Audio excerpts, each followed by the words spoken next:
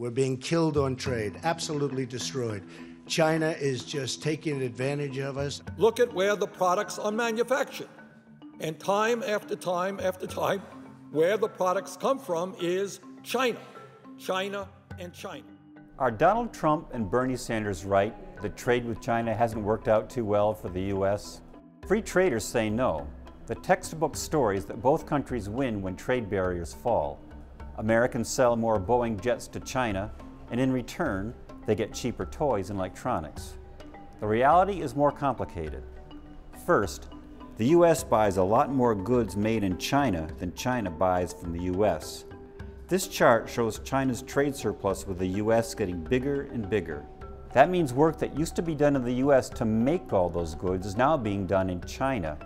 And that is one reason there are about 5.5 million fewer American manufacturing jobs today than there were in March 1990.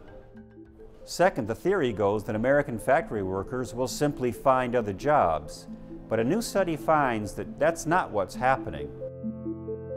Factory workers aren't looking for work in other industries, nor are they moving to other cities for work. Instead, many end up claiming disability or unemployment. So what's the answer? Well, persuading China to buy more American planes and pharmaceuticals would be nice, but Chinese President Xi Jinping has other plans. He wants his country to make those high-tech products, not import them.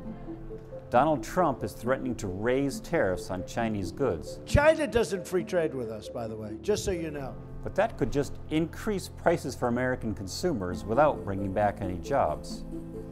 Bernie Sanders wants to change trade deals to demand that American companies create jobs at home instead of abroad. Permanent normal trade races with China were a disaster for American workers. There are no obvious solutions. It's great that trade with China has lowered prices. What's not so great? Millions of Americans are suffering because their jobs have moved to China.